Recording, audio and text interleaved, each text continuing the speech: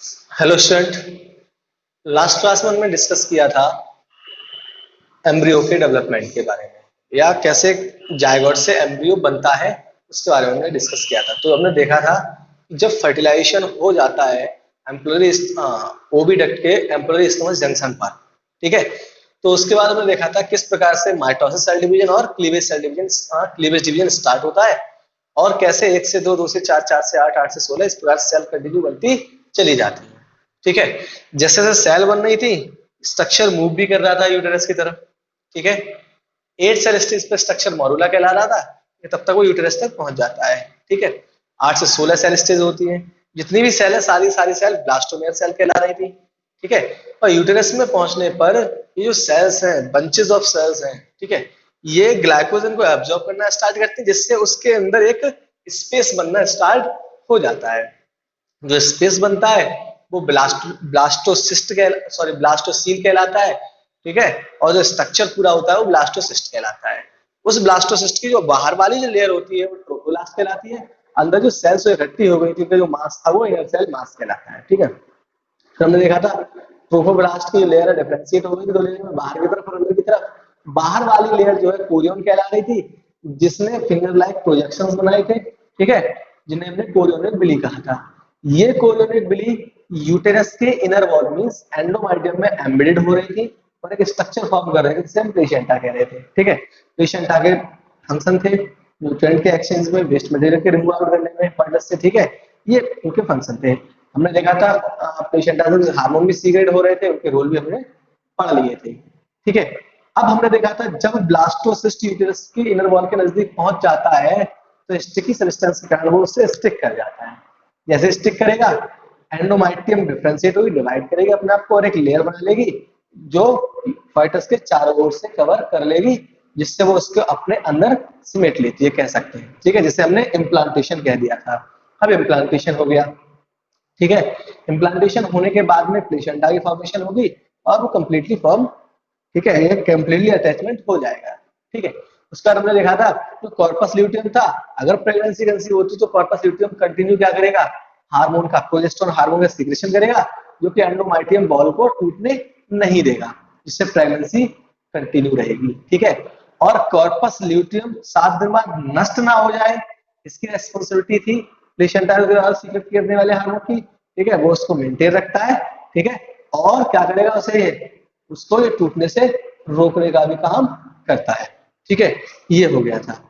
इसके बाद अगर हम बात करें तो अब हम उसके नेक्स्ट क्वेश्चन की बात करते हैं, जिसमें हमने देखा था कि जब इनर सेल मास था, inner cell mass 3 germ layer में कन्वर्ट होगा। ठीक है, जिसे हम ट्रिप्लोब्लास्टिक, इसीलिए मैंने ह्यूमन कैसा होता है, ट्रिप्लोब्लास्टिक ऑर्गेनिज्म होता है। ठीक है, हाँ कैसे, तो हमने देखा था कि एक्टोडर्म, मेसोडर्म, एंडोडर्म 3 लेयर बन गई थी। अब इन्हीं 3 लेयर से बॉडी के अलग अलग पार्ट बनेंगे। जब अलग अलग पार्ट बनेंगे तो किस लेयर, हाँ इन लेयर से अलग अलग ऑर्गन बन जाएंगे। ठीक है, तो देखते हैं कि वहां पर मंथ के हिसाब से चाइल्ड का डेवलपमेंट कैसे होता है। ठीक है, अगर हम बात करें अगर हम बात कर रहे हैं पहले मंथ की बात करें, ठीक है, तो पहले मंथ की अगर हम बात करेंगे तो पहले मंथ में क्या होता है, चाइल्ड का हार्ट बन के तैयार हो जाता है। क्या बन चुका होता है, हार्ट बन चुका होता है। ठीक है, बात करें सेकंड मंथ की, तो सेकंड मंथ की बात करेंगे तो फाइटस के अंदर जो सेकंड मंथ होता है उसमें जो उसके लिम्स होते हैं, जो हाथ पैर उंगलियां जो होती है, ठीक है ना, हाँ क्या बन चुके होते हैं, लिम्स एंड जो डिजिट है, डिजिट ये बन चुके होते हैं। ठीक है, ये end of the first month की बात कर रहे हैं, end of the first month, second month और थर्ड मंथ। ठीक है, अगर हम थर्ड मंथ की बात करेंगे तो थर्ड मंथ में बॉडी के लगभग लगभग सारे ऑर्गन सिस्टम बन जाते हैं बॉडी में। ठीक है, ऑलमोस्ट ऑर्गन सिस्टम, ठीक है,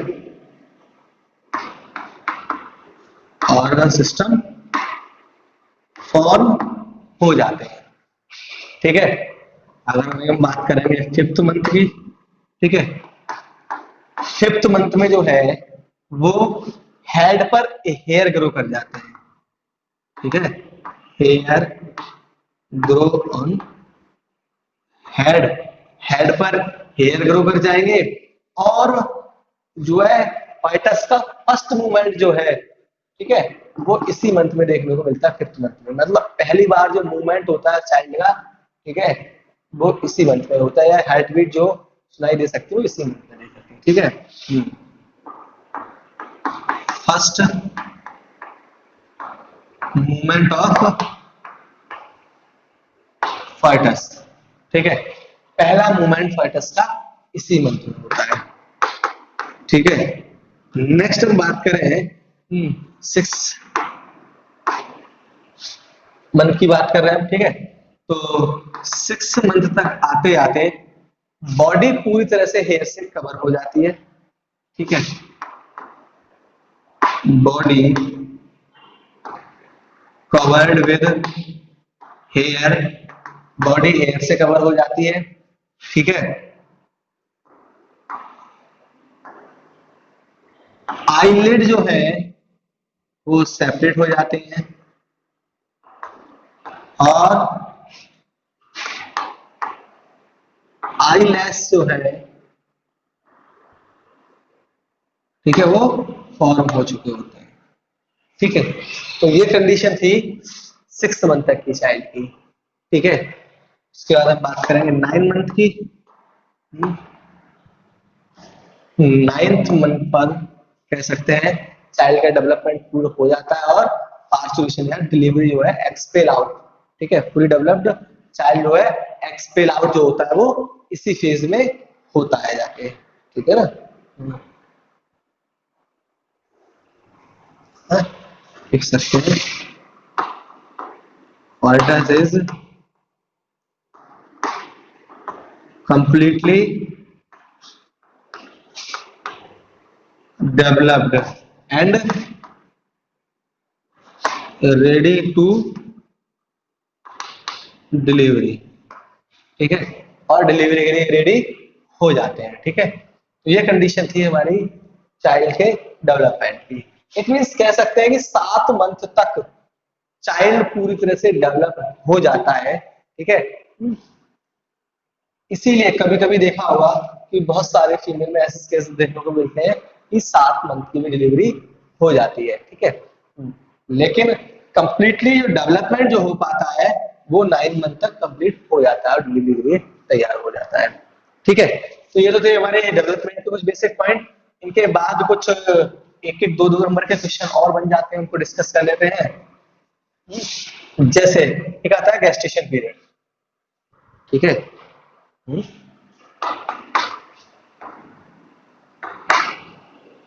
गेस्टेशन पीरियड, ठीक है।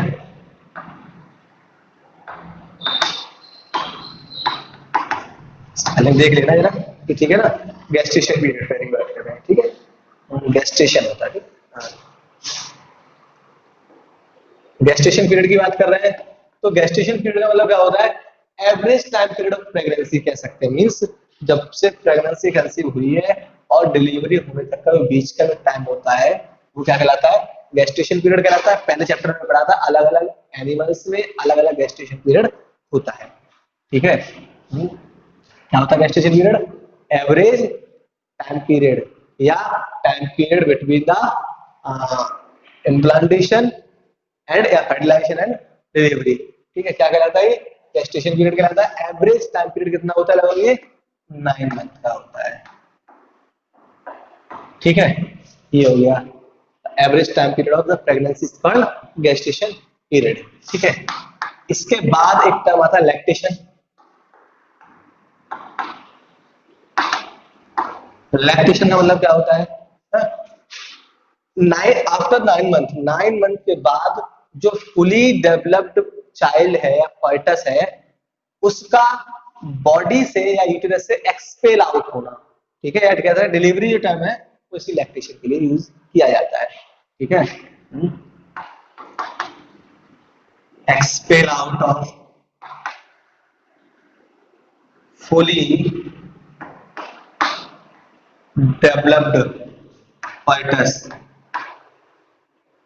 ठीक है, from uterus after gestation period. ठीक है, गैस्ट्रेशन पीरियड। ठीक, गैस्ट्रेशन पीरियड के बाद फुली डेवलप्ड चाइल्ड का एक्सपेल आउट होना यूटेरस से क्या कहलाता है?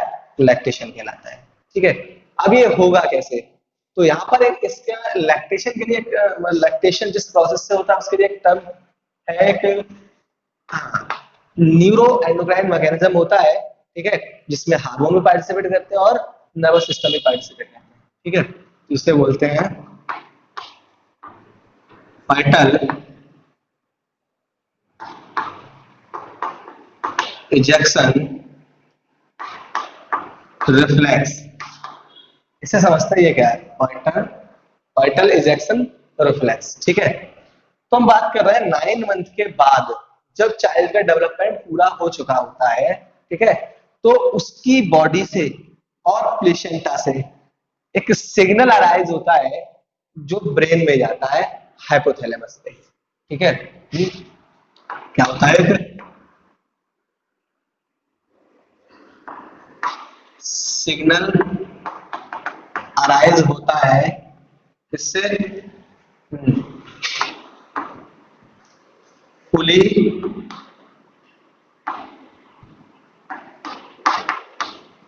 डेवलप्ड फाइटस।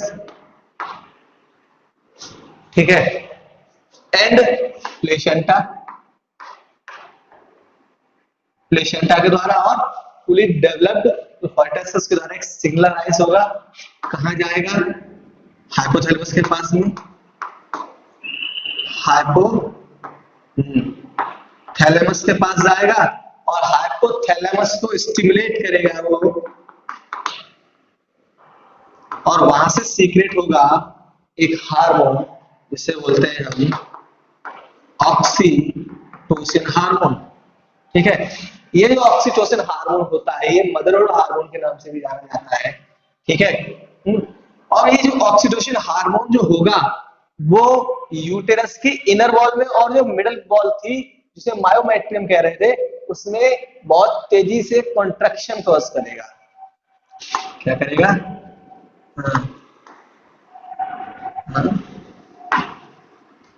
High contraction. ठीक है,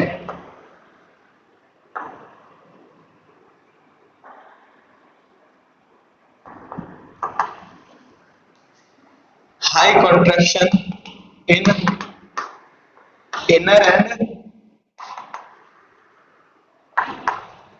मिडल लेयर ऑफ यूटेरस। ठीक है, उसमें कॉन्ट्रैक्शन क्रिएट करेगा। ठीक है, जिससे जब यूटेरस की वॉल में कॉन्ट्रैक्शन होगा तो एंडोमेट्रियम में जो फीटस है वो धीरे धीरे एक्सपेल आउट होना स्टार्ट होगा। ठीक है, सो फीटस एक्सपेल आउट। ठीक है, जिसके कारण क्या होगा? फीटस एक्सपेल आउट होगा। केवल इतना ही ऑक्सीटोसिन ये प्रोसेस को नहीं करवा देगा, एक और पॉइंट है यहाँ पर, ऑक्सीटोसिन सीक्रेट होगा वैसे ही यूटेरस की इनर वॉल में और मिडिल लेयर जो है एंडोमेट्रियम मायोमेट्रियम जो है उसमें कॉन्ट्रैक्शन स्टार्ट हो जाएंगे। उनके साथ साथ ऑक्सीटोसिन का सीक्रेशन फर्दर ब्रेन से ऑक्सीटोसिन के हार्मोन को सीक्रेट कराने के लिए क्या करेगा? प्रेरित करेगा जाके उसे। ठीक है, इसका जो सीक्रेशन है आगे या कह सकते हैं secretion of oxytocin stimulate further stimulate hypothalamus to secrete more oxytocin. ठीक है, ऑक्सीटोसिन का सीक्रेशन जो है और ज्यादा ऑक्सीटोसिन की सीक्रेशन को जो है स्टिमुलेट करेगा, जिससे और ज्यादा सीवियर कॉन्ट्रैक्शन होते चले जाएंगे, जैसे जैसे कॉन्ट्रैक्शन बढ़ेंगे वैसे वैसे फॉइटस जो है एक्सपेल आउट होना स्टार्ट हो जाएगा। ठीक है, ये तो सही है। इसके साथ साथ तो ये जो मैकेनिज्म है कि ये सिग्नल भेजा जा रहा है फॉइटस से और प्लेसेंटा से, ये क्या कहलाता है? फॉइटल इजेक्शन रिफ्लेक्स कहलाता है। ठीक है, इसके बाद अगर हम बात करें तो यहाँ पर एक ऑक्सीटोसिन के अलावा एक और हार्मोन का रोल प्ले होता है, जैसे हम रिलैक्सिन कहते हैं। ठीक है, अब रिलैक्सिन हार्मोन का क्या रोल रहता है? रिलैक्सिन हार्मोन का, अब देखो इससे तो यूटेरस से तो क्या हो रहा है? चाइल्ड एक्सपेल आउट हो रहा है, लेकिन ये यूटेरस का जो रीजन है, या कैसे है, यूटेरस का जो रीजन है वो पेल्विक ग्रिड जो होता है, जो हिप रीजन में जो पेल्विक ग्रिड जो बोन का पार्ट होता है, ठीक है, वहां से होकर पास आउट होता है। ठीक है, तो रिलैक्सिन हार्मोन क्या करता है? पेल्विक ग्रिड के जॉइंट को थोड़ा लूज करता है, जिससे स्पेस बनता है। ठीक है, जिससे जो है कि चाइल्ड इजीली एक्सपेल आउट हो पाता है। ठीक है, तो एक हार्मोन का और रोल है यहाँ पे किसका? रिलैक्सिन का। ये क्या करता है? Increase the space of the pelvic girdle region. ठीक है, तो एक छोटा सा पॉइंट ये है, ये बुक में तो मतलब मेन स्ट्रीम में तो नहीं है, लेकिन हाँ ये यहाँ पे इस्तेमाल होता है, इसलिए बता दिया आप लोगों को। ठीक है, तो ये तो हो गया हमारा क्या? लैक्टेशन हो गया। ठीक है, फुली डेवलप्ड बेबी का एक्सपेल आउट होना लैक्टेशन कहलाता है। किसके कारण हुआ? किस मैकेनिज्म के कारण हुआ? ये ऑर्टल इंजेक्शन रिफ्लेक्स के कारण हुआ है। कैसा मैकेनिज्म है? न्यूरो एंडोक्राइनल मैकेनिज्म होता है ये हमारा। ठीक है, इसके बाद बात करते हैं एक और टर्म की। ठीक है, हाँ, जिसे हाँ जिसे हम कोलेस्ट्रम बोल देते हैं। हाँ, सॉरी, एक टर्म यहाँ पर थोड़ा गलत हो गया है, लैक्टेशन ना बोल के पार्चुलेशन कह रहे हैं। ठीक है, पार्चुलेशन याद रखना। ठीक है ना? हाँ, तो ये क्या होता है हमारा टर्म? पार्चुलेशन होता है, एक्सपेल आउट होना। ठीक है, हाँ, नेक्स्ट टर्म की बात करते हैं लैक्टेशन की। लैक्टेशन वर्ड जो है वो मेमोरी ग्लैंड से रिलेटेड है। ठीक है, तो क्या होता है कि आफ्टर द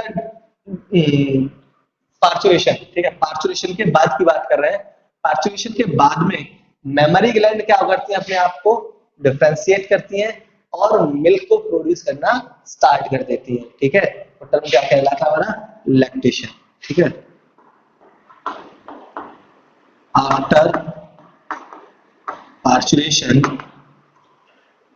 ठीक है, memory gland differentiate and produce milk, और मिल्क को प्रोड्यूस करना स्टार्ट कर देती है। क्या कहलाता है हमारा? लैक्टेशन कहलाता है। ठीक है, और डिलीवरी के बाद जो पहले कुछ दिन तक जो मिल्क रिलीज होता है, दैट इज कॉल्ड कोलेस्ट्रम। ठीक है, एक टर्म और है यहाँ पर।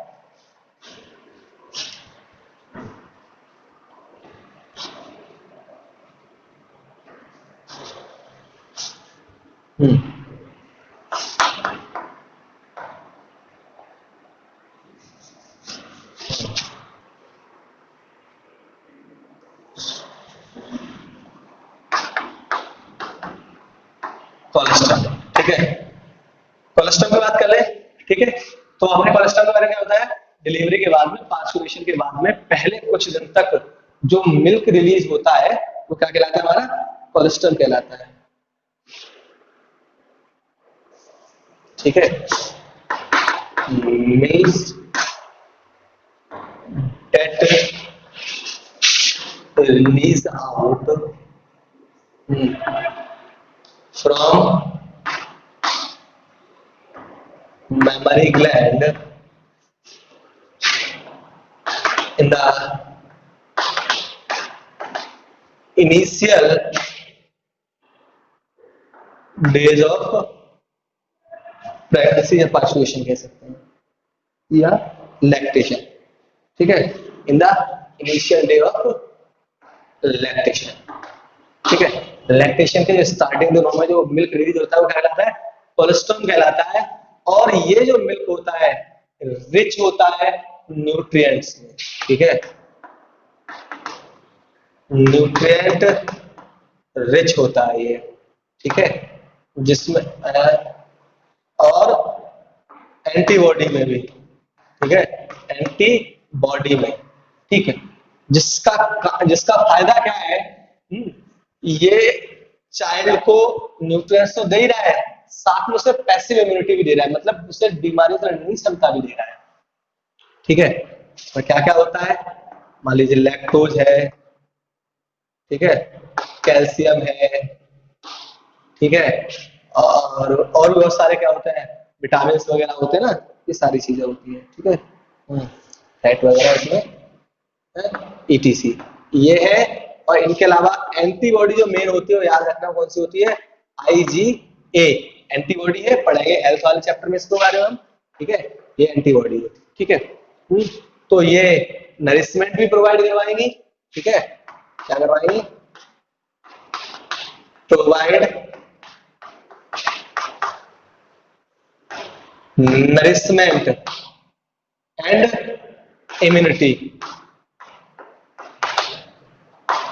टू द चाइल्ड को ये इम्यूनिटी भी प्रोवाइड करवाएंगे, ठीक है, जिससे उसकी ग्रोथ प्रॉपर हो सकती है। इसलिए क्वेश्चन पूछा जा रहा है कि पार्चुरेशन के बाद में, डिलीवरी के बाद में डॉक्टर क्यों मदर मिल्क को एडवाइस करते हैं, सलाह देते हैं, ठीक है। तो यही कारण होता है कि मदर मिल्क स्टार्टिंग में कुछ दिन में क्या कहलाता है, कोलेस्ट्रॉल कहलाता है, ठीक है, जिसके अंदर बहुत सारे न्यूट्रिएंट्स होते हैं, ठीक है, बहुत ज्यादा मात्रा में न्यूट्रिएंट्स होते हैं, और एंटीबॉडी भी होती है जो उसे न्यूट्रिएंट के साथ साथ बीमारियों से लड़ने की क्षमता भी प्रोवाइड करवाते हैं, ठीक है, इससे चाइल्ड हेल्दी रहता है। इसीलिए डॉक्टर जो है मदर मिल्क को प्रीफर करते हैं यहाँ पे, ठीक है। तो इस प्रकार से हमारा ये चैप्टर जो है वो कंप्लीट हुआ, ये सारे पॉइंट कंप्लीट हुए। आप लोगों को जो भी डाउट हो वो आप कमेंट सेक्शन में या मैसेज करके बता सकते हैं, ठीक है। नेक्स्ट जो लेक्चर होगा कोशिश करेंगे, डाउट आते हैं तो डाउट लेक्चर होगा, ठीक है ना। Thank you.